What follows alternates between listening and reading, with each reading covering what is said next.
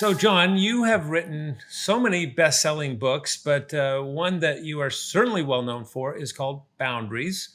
If anybody hasn't heard of that book, they've been living under a rock somewhere because that book has been around how many years now?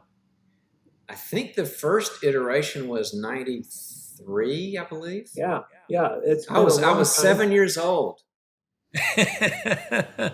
What do you do? And talk to us within the context of boundaries about in-laws, because sometimes we, you know, discover that our in-laws are being a little controlling. What can that couple do when they have controlling Yeah, in-laws? sometimes people say controlling in-law is a redundancy.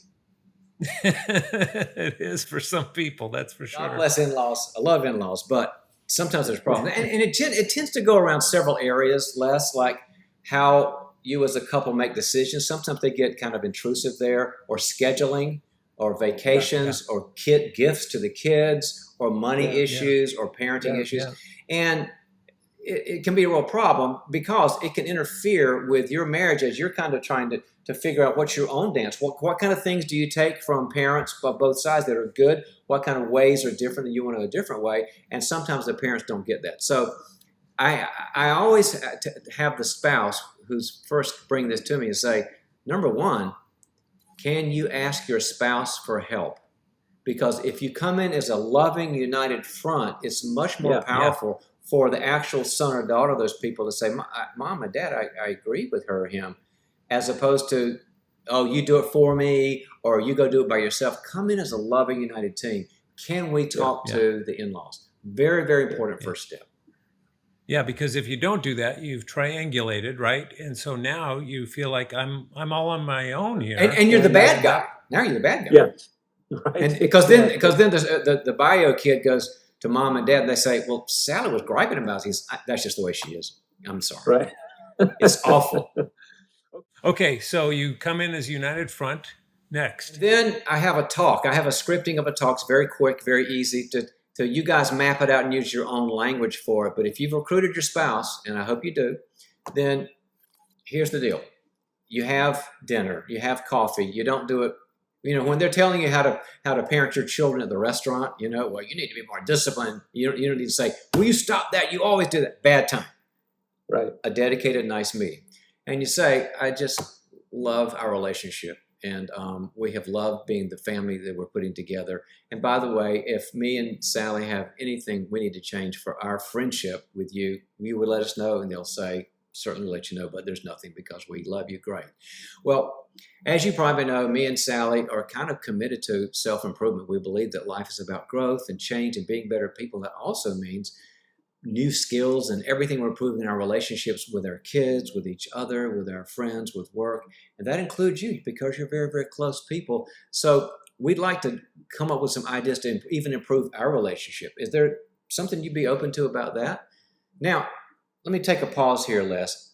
You know what I'm doing. I'm not going Yeah. into pathology and awfulness. I'm saying good to great because sometimes the in-laws they're kind of don't get things. They're not so much into the growth thing. So if you, instead of saying you're really screwed up here, we want to do something good and make it better. Improve is a lot better word. It'll go Yeah. down easier, right? Right, right. And no punishment involved in that. We're going to make it better. Yeah. So they go, So good. sure, we want to improve too. And then Yeah. you say something like this. Well, thank you so much. Sometimes Sally and I feel that we're still being kind of parented in some way by you.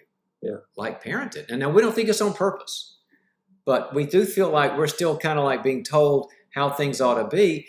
And we think it's not anything you're aware of. But here's an example. And you give a good example. Always have one or two examples in your back pocket. Like, well, Yeah. when you told us in the restaurant that we need to be more strict with Sammy, could that be something you do with us, like when we're back home and Sammy's not sitting there? That would be a very nice thing because we want to feel as close to you as possible and as friendship as possible, and that would really help things if you would just kind of like do it. Or when the fact that you asked us to have a key to the house, um, Yeah. we we've been thinking about it. We love what you're doing, but we're trying to create our own privacy and stuff. So I think you need to call ahead instead of the drop bys with the keys. That would make things Mm. feel so much better. Yeah. Things like that. And then Yeah. the big ask is, so we just check in on this? And Can we ask you about this and how's it going? We see great things for us. If you can do a little tweak here, it'd be wonderful. Yeah. Boy, John, you sound like a guy who's written a book on boundaries or something. That was incredibly helpful. Hopefully, they're nice boundaries. We don't want to create a moat with like alligators. We want to create something that is a good bridge to better connection. No, that's the beauty of what you just laid out for us, is that it enriches the relationship. It doesn't tear it down. It makes it stronger, and takes care of the well-being of that family that's needing those boundaries. So thank you so much, as always.